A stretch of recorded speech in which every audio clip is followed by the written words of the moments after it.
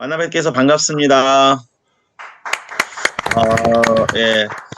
제가 오늘 발표할 주제는요, 이번 차시에는 이제 2차 시에 해당되는 것이죠. 그래서 체제 전환의 과정상에 있어서 나타났던 여러 가지 특징이라든지 어떤 내용들은 각 동유럽 국가마다 이제 다양하게 나오지 않습니까? 그래서 저는 테마를 어떻게 잡았냐면은 특히 나토의 전략 개념 변화를 가지고 살펴봤습니다. 국제사적 관점에 비춰볼 때 체제 전환기 동안 동유럽 국가들에서 나타난 대표적 양상은 이제 크게 두 가지라 특징지을 수 있습니다. 첫 번째가 연방 해체와 민족 분쟁 심화라는 것이고요.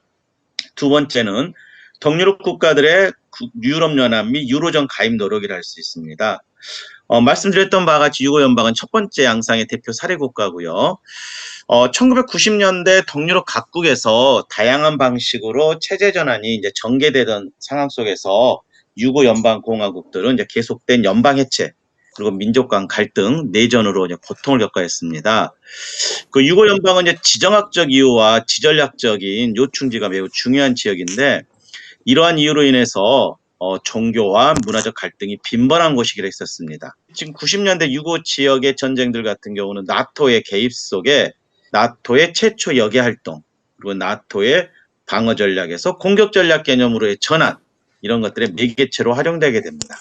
특히 아까 설명드렸던 바와 같이 크게 세 가지 연방 해체, 민족 분쟁 심화 그리고 나토의 전략 시험 무대라는 관점으로 연구를 했습니다. 민족 분쟁 심화를 한번 보겠습니다. 1991년 1월에 세르비아를 중심에 두겠다라는 중앙 집중 체제를 주장했던 밀로세비치죠. 이제 취임하고 나서 슬로베니아 크로아티아 공화국이 이제 독립을 본격적으로 선언하게 됩니다. 이해되냐 반발로 독립을 선언하게 되는데 이렇게 되자 세르비아가 주도하던 연방군이 여기를 쳐들어오는 거죠. 슬로베니아 먼저 쳐들어갑니다. 1991년 6월 17일에 보통 11 전쟁, 슬로베니아 독립전쟁이라고 불리고 있는데 이 싸움에서 연방군은 슬로베니아 장악에 실패합니다. 그 이유를 제가 이제 세 가지로 들어봤는데 그 중에 가장 큰 요인은 바로 이겁니다. 민족 구성상을 봤을 때 세르비아, 지정학적으로 보더라도 슬로베니아는 멀리 떨어져 있죠. 또 민족 구성상으로도 슬로베니아나 세르비아인데 이렇게 많지는 않거든요. 그래서 이해관계 상충이 적었다. 그리고 오히려 세르비아 입장에서 보자 그러면은 세르비아 소수민족이 다수 거주하던 크로아티아 그 이웃 국가거든요. 그 독립 문제에 더 초점을 맞췄다 할 수 있습니다. 7월 7일에 브리오니라는 섬에서 합의를 하게 되는데 그 합의에 따라서 슬로베니아와 크로아티아 독립은 3개월 뒤로 유예를 하고 연방군에게 있어서는 당장 철수해라 라는 것이 요구되게 되죠. 원래 유럽연합에서 말한 것에 따르자 그러면 3개월 동안 독립을 유예하라 했었거든요. 그러니까 이제 크로아티아나 이쪽에서 뭐 준비를 못했습니다. 근데 이 틈을 노려서 세르비아 중심으로 한 연방군과 세르비아 민병대가 공격을 해서 영토를 차지해버렸는데 뚜즈만 대통령이 이제 세르비아와의 전쟁을 선포하게 되죠. 곧바로 10월 8일 3개월이 딱 됐을 때 되자마자 크로아티아 의회는 3개월 유예 기간이 종료되었음을 밝히면서 이제 독립을 선언하게 됩니다. 자, 92년도에 들어서면서 이 씨는 만장일치로 크로아티아와 슬로베니아의 독립을 승인해 주게 되고 이때 이후로 크로아티아는 독립전쟁을 본격적으로 벌어지게 되죠. 크로아티아에서의 민족 분쟁이 확대되자 유엔에서 이제 유엔 안보리 결의안을 UN 시크릿 UNSCR 743을 발동을 합니다. 그래서 유엔 평화유지군을 출발을 시키는데 이게 기대만큼 그렇게 효과를 못 봅니다. 이 서구 각국들이 버스냐 분쟁과 유고 분쟁을 해결하려는 예교적 이해가 서로 간에 다릅니다. 엇갈리다 보니까 유엔군의 무기력함 이것은 곧 유엔의 건의 실추로 이어지게 되죠. 크로아티아에서의 내전 분쟁은 유고슬라비아 비침의 마지막 버팀목이었던 연방군을 와해를 시키고 또 세르비아계가 장악할 것에 대한 국도의 불안감을 불러옴으로 인해 가지고 결과적으로는 버스냐의 내전 발발의 중요한 원인을 제공하게 됩니다. 나토의 전략적 개념 변화의 주 무대를 바로 유고 지역의 전쟁들이 참 하게 된다. 체제 전환 초기 동유럽 국가들에서 나타난 대표적 양상은 소수 민족의 독립 요구 그리고 연방 해체였습니다. 대표적인 경우가 이제 체코슬로바키아 등을 들 수가 있죠.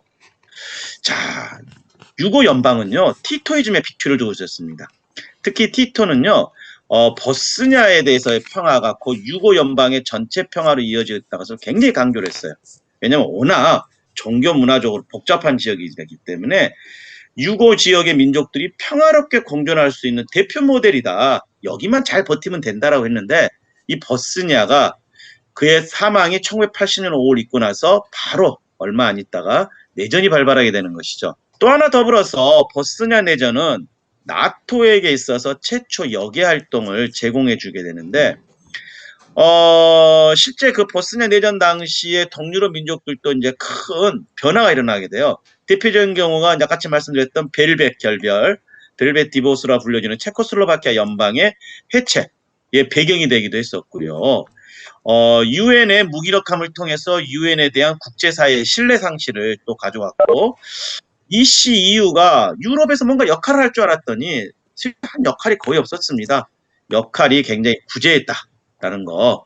그리고 유엔 주도하에 단행된 평화 시도가 실패하면서 내전이 오히려 가속화되는 계기가 됐다라는 것들. 이런 것들이 결과론적으로는 미국과 나토의 영향력 확대를 불러왔다라고 할 수가 있습니다.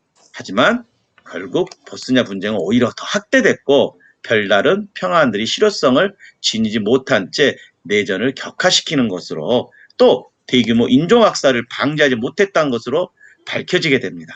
버스냐 내전을 계기로 유고 연방의 일원이었던 몬테네그로, 북마케도니아를 친미국가로 만들었고 또 그 뒤에 이어지는 코소보 전쟁에서 발칸 유럽 갈등의 주도권을 장악하게 되면서 원래 이 지역에 터줏대감이었던 러시아를 밀어내고 발칸 지역에 대한 영향력을 확보하게 됩니다.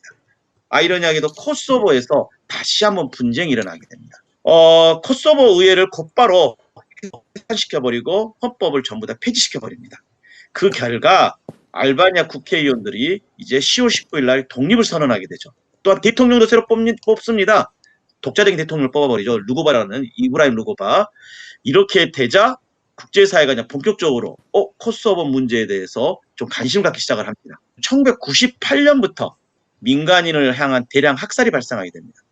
코소보 내 알바니아인들이 세르비아인들을 막 무장투쟁을 하면서 폭력을 하고 살인을 하게 되자 세르비아 정부는 이제 테러로 이게 테러기 때문에 강경 진압으로 대응하죠. 이런 과정 속에서 민간인들이 대량 학살이 되게 되자 곧바로 이제 유엔에게 중재 요청이 들어가게 되고 국제사회의 중요한 이슈가 되게 됩니다. 러시아의 중재 속에 6월 10일 평화안이 합의되게 되는데 이게 UNSCR 1244라고 불려집니다. 미국은 체제 전환 이후에 동유럽 내 영향력을 완전히 확보하려고 했는데 그 그리드 안에 세르비아는 빠지게 됐다는 점입니다. 그 뭐냐면은 나토의 공습에 따라서 미국 패권주의에 대한 반감 그리고 강한 거부감을 표시하게 됐다는 것이죠. 둘째, 나토의 코소보 전쟁은 냉전 2.0으로 불려지는 신냉전, 미국과 유럽연합, 중국과 러시아로 나눠지는 신냉전의 개념을 형성하게 됐다라고 할 수가 있습니다. 자, 세 번째, 나토의 군사 개입 명분이 인권 보호와 달리 나토의 코소보 전쟁 참여는 세르비아인에게도 또 알바니아인에게도 심각한 인권 침해를 불러왔다는 겁니다. 그 다음에 2000년 푸틴이 나 강한 러시아의 부활을 선언합니다. 그전까지는 해도 유럽연합과 나토랑 좀 잘해보려고 했는데 이제 끝났어. 미론 가기는 끝났고 이제는 강한 러시아의 부활. 그때부터 나온 용어가 그 뒤 10년 뒤에 나온 용어가 유라시아라는 유럽과 아시아를 가르는 강대국이 되겠다라는 용어가 등장하게 되는 것이죠. 이러한 국제사적 의미를 크게 그냥 네 가지로 살펴봤는데 아직 완성이 안 된 논문이다 보니까 제가 간단히 설명을 드리면서 발표를 마치도록 하겠습니다. 감사합니다.